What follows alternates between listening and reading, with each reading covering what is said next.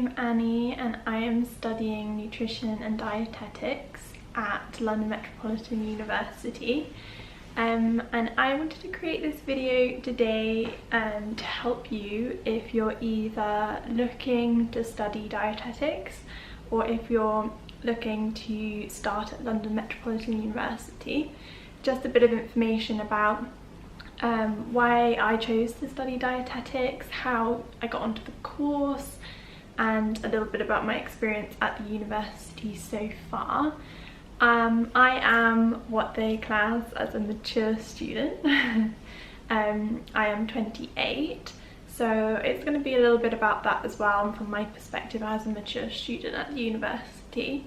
But I think this should be helpful if you are also straight out of school, if you want to know a little bit more about what the degree entails and also how to get onto it, and just really a little bit about my experience studying at first year university.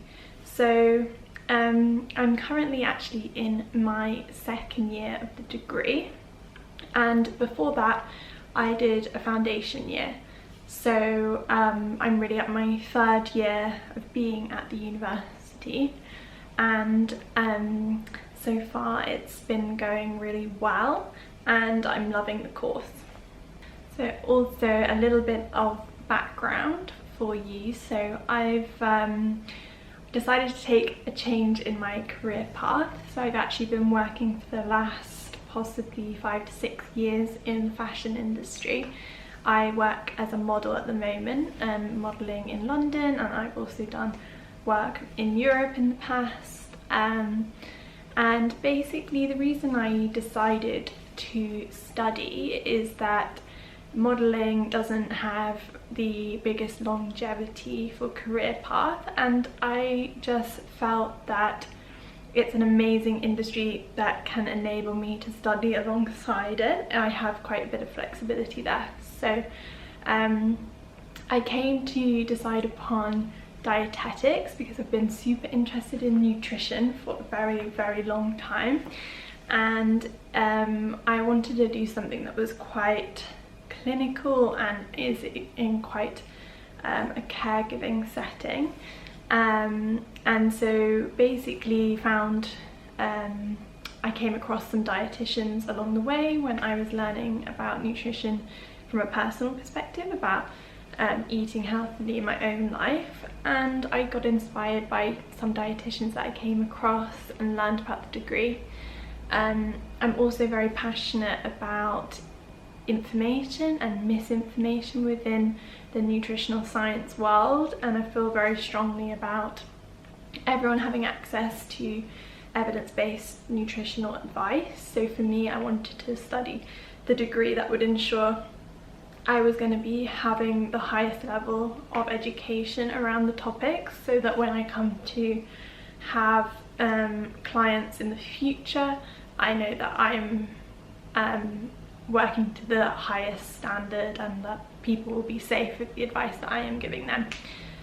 So if you are watching this video because you already know about dietetics, then this bit probably isn't for you, but just a little bit of information that in the UK anyway, dietetics is dietitians are the only nutrition professional that are regulated by the HCPC, which is basically just this governing body that makes sure that you are working to an ethical code, and they regulate your work and they monitor how you're doing constantly. So yeah, and you are registered to them, and it just ensures safety of practice for patients and also protection for the dietitian. And so the degree that I'm doing is a Bachelor of Science, and it is Nutrition and Dietetics, that's the name of it, and it is the 4-year course at London Metropolitan University. So my university offer a 3-year course and a 4-year course. I'm not sure if that's the same across the UK, but generally speaking the degree is normally 4 years here in the UK.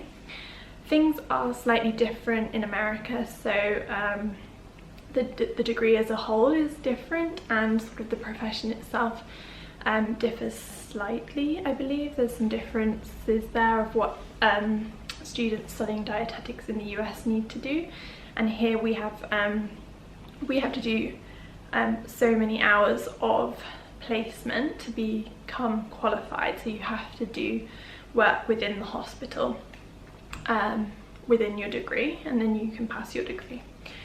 So I'm on the 4-year course, and then the 3-year one that they offer is much more intense, so it's like an intensive course, and what I've heard from peers, it is quite full on. So for me, the 3-year one suits, and we're still in university 3 days a week, so it is still quite busy. So just a little bit about getting onto the course now. So basically, to get onto a nutrition and dietetics degree, so a dietetics degree to become a dietitian, you do require having an A level in chemistry and biology, or an equivalent. So at my university, the entrance grades are 3 Bs, including 1 in chemistry and 1 in biology. But basically, because when I was a teenager I studied all like the arts, so I studied art and English and textiles, so I had no science qualifications. So when I found the degree dietetics and I really wanted to start, I actually couldn't, so I ended up having to do an access course, which luckily London Metropolitan University offer a foundation degree that allows you to get onto the dietetics degree. So I did that first of all, and to get onto that I just needed proof of my A levels and my GCSEs, and I had to do a cover letter, so explaining about why I wanted to study at London Met and why I wanted to do the foundation degree. For me, that was quite easy to get onto the foundation course. They do make it very accessible for everyone, and I would definitely inquire if you also, like me, don't have any science A levels and you want to study dietetics. I found the foundation year was very good. It was very, very broad, and you kind of need to stick it out because it's quite hard, because you have come to university because you really want to study dietetics, and obviously that's quite broad, but definitely worth it. And then to get onto the dietetics degree, even though I was already at London Metropolitan University studying the foundation year, I still had to do an interview process and still had to apply for the dietetics degree. I did also apply for King's and Surrey University, but frustratingly some of the other universities make it quite complicated you getting on with that type of access course. So unfortunately they decided that it wasn't worth enough of the points, or it couldn't be converted to the A-level equivalent for them. But definitely I would advise just call around the universities that you want to go to, and if you do need to do an access course like me, if there's a certain university that you really want to go to, then phone them and make sure that that access course is accepted by them. But for me, I was really happy to go to London Met, and it actually works well for me where it's based. And so then you do an interview to get onto a degree, and you also answer quite a lot of questions, and you do you need to write some different pieces. They give you some different writing, because a huge part of being accepted onto a dietetics degree is being able to show compassion and prove that you can be a compassionate person and show examples of that. So that's also another thing to get onto the degree. You normally need some experience, which can be quite hard to get, but I did an open day with Leicestershire Dietetic Department. They do this thing that's like equivalent to shadowing a dietitian, but really it was just more like a day of meetings where various different dietitians came in and gave us talks on what they do, and then they give you a certificate at the end of it. So I definitely recommend looking around your area and see which NHS, see which dietetic departments offer that sort of thing. Also, you could try reaching out to dietitians online on Instagram, see if there's anything that they can offer for you to shadow someone. I would say that it's really important that you understand what dietetics is before you apply, because it isn't just nutrition. And maybe if you follow a dietitian on Instagram, or you have heard dietitians talking, they can work in such a variety of fields. So they could be working in public health, or they could be media spokesperson, so they are talking about generalized health tips, and so therefore you may think that it's very much being a nutritionist and talking about just about what to eat to be healthy and things like that, but it's actually quite clinical. So there is a lot to learn about anatomy and physiology, and you will have to do placements in hospitals, which is on wards and at the bedside of patients, and working with some very severely ill people. So really try to understand exactly what the job entails and what the degree entails, because yeah, one day you could be working in a clinic where you're working with outpatients, and maybe you're helping people just live a healthier life, but also you need to learn all about the other side of it.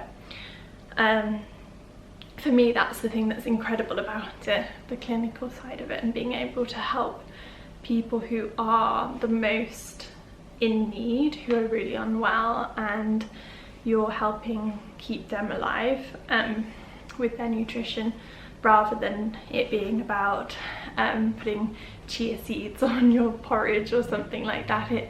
It can be it may be at times feel quite far from what you think nutrition is. So I think it's really, really important, and that's why they look for you to have some experience, or to have understood what the role of a dietitian is before you join the degree. Write your application and your cover letter and just be yourself. And if you're interested in being a dietitian and you want to work in a care setting, I'm already so sure that you are a caring and compassionate person. It's just about getting that across in your writing and your application. A lot of people do some work in like care homes or in a care setting. You could volunteer. Many hospitals take volunteers, and you can prove there how you can be a kind and compassionate person. But also it's just about thinking about anything you've done. You know, I managed to look at my work being a model and working in the fashion industry, and was able to show ways that I am compassionate, and I listen well, and I take into consideration other people's feelings. You can really, you do that anyway in any job role, even if it isn't in a care setting like in a hospital. You can still show how you've been caring to other people in that way. So now I'm just going to talk a little bit about my first year experience. So it feels like it's quite a while ago now. I'm already halfway through my second year, but I really wanted to try and like speak a little bit about the first year and reflect on that. It was really incredible to actually get going with the dietetics degree part for me. The teaching style at my university is majority is lectures, and then we also have tutorials after the lectures. We also have kitchen practicals on a dietetic degree, and we also work in the super lab, so in the science labs as well, depending on which module we're doing. I really love the lecture style. It was quite overwhelming for me at first, being a mature student again, and it being so long since I had been in a classroom or doing homework, doing assignments, doing coursework. But the foundation year was really great for that. So actually, as a mature student, I would suggest even considering doing a foundation year, because there was less at stake, and also was easier, so it allowed me just to get used to writing essays again and doing coursework. Even though saying that, I still feel like I'm not quite used to it, and this year 2, I'm really trying to focus on honing in those skills a little bit more and like utilising the help that is on offer. The lectures have been really interesting. In the first year it is a little bit hard still, because like I was saying with the foundation year, some topics are quite far from what you imagine you'll be doing when you're a dietitian. Like when you're doing a cell biology lecture, it is really hard and it's quite intense, because you're often mixed in with other healthcare professional courses, so you're not just with dietitians. So it's a really big lecture hall, and you might be in there with people who are going to go on to study microbiology, who are going to study pharmacology, so it's quite broad, and it's also, you know, it's a degree level, so it can be really in detail, and that can feel overwhelming, and that can feel quite like, oh my god, what am I doing? Why am I studying this? This isn't going to help me when I'm dealing with a patient. But it's very like it builds gradually, and now already in year 2 I can already see how some of those things I was learning in those modules that were a little bit odd to me at the time are already helping me. And I also think like you will know when you're learning something that you're like, oh my gosh, this is definitely relatable to my end career. And they're the modules where you can really devote extra time, and if you're not quite understanding all of the cell biology, that's okay. Like, take the key points and make sure you really understand those, and don't worry too much about the minutiae of those modules. You know now a little bit about the modules that we covered in year 1. I think it's interesting to know, and for me I was super excited when I found out what modules I was doing. And if you're watching this video because you're unsure whether to apply, or you're excited about starting soon, then maybe this will be of interest to you. Obviously every university covered slightly different modules, but this is what my university did for the first year. So we first of all had human nutrition, which is obviously fascinating, and you come to this degree because you love nutrition and you really want to help people, so that was really easy to engage with.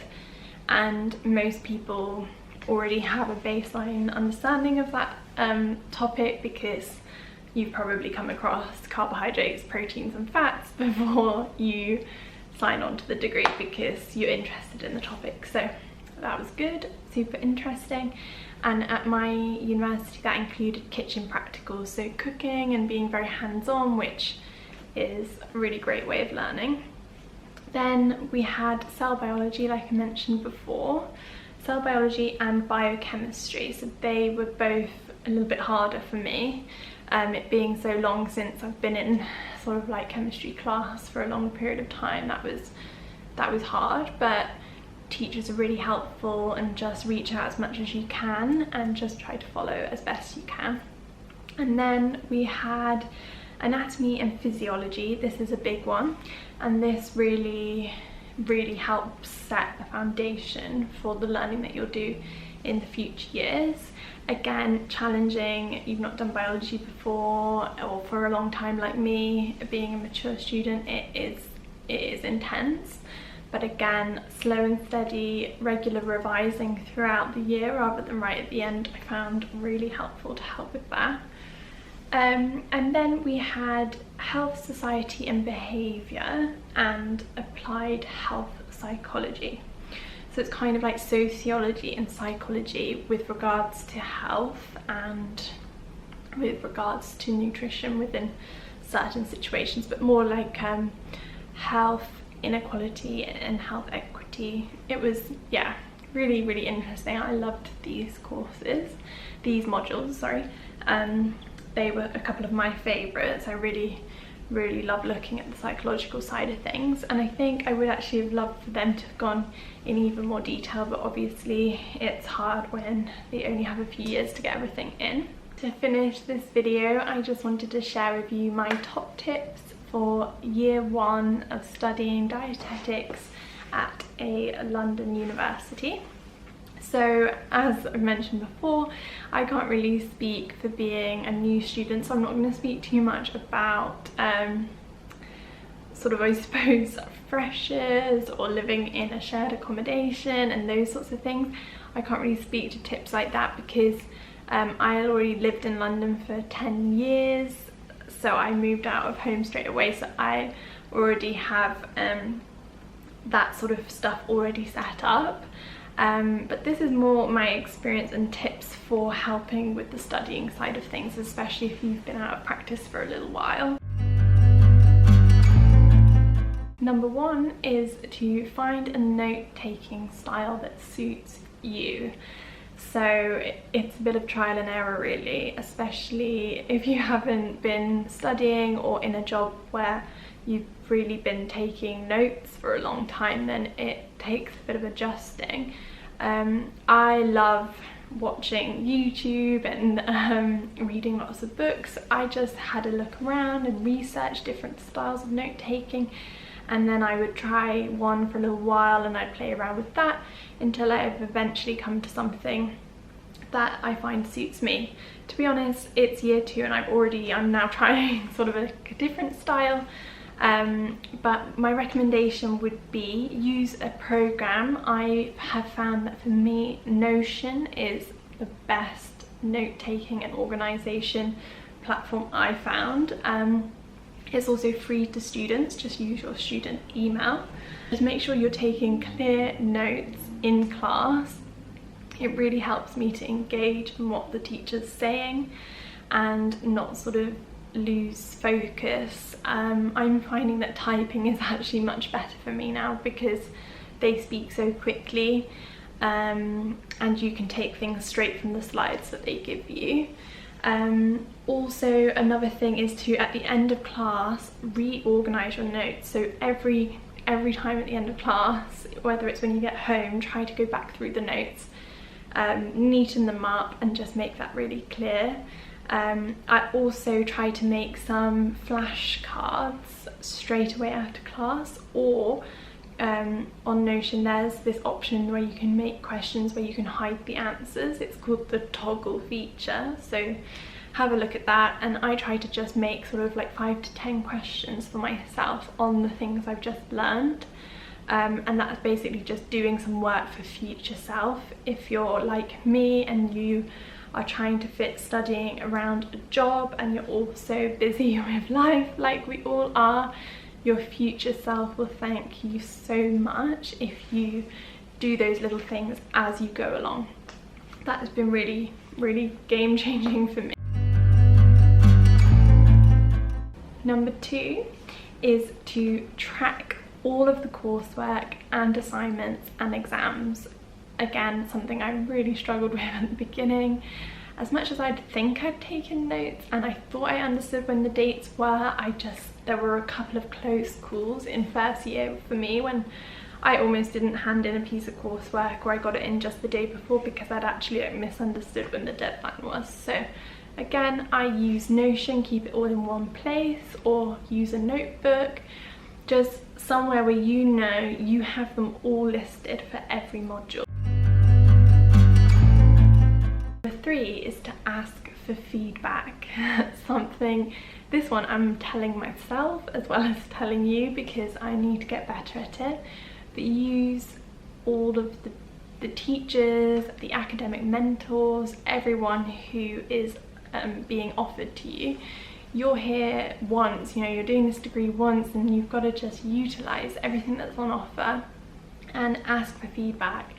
Get the coursework sent over to them before the deadline, get feedback and really utilize that. Number 4 is to get used to reflective work.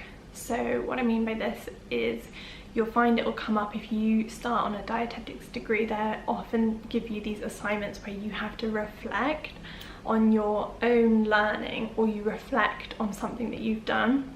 And that's because when you eventually get into the role of a dietitian, that's a huge part of what they do, and also on your placement that's what you'll be doing. So you really need to constantly be reflecting on the work and reflecting on how you are treating a patient so that you can get better, and so that you can ensure that you're doing everything well and to the best of the ability and to the best for the patient themselves. I'm naturally a reflective person, and I found that it's actually really enjoyable to take some of the skills you learn from the degree and do that in your own life as well. Like, I love reflecting on my week or on my month, and then on my years as well. So get used to reflective work, possibly start doing some in your own private life, and then when you get those pieces of coursework, you'll already be used to that.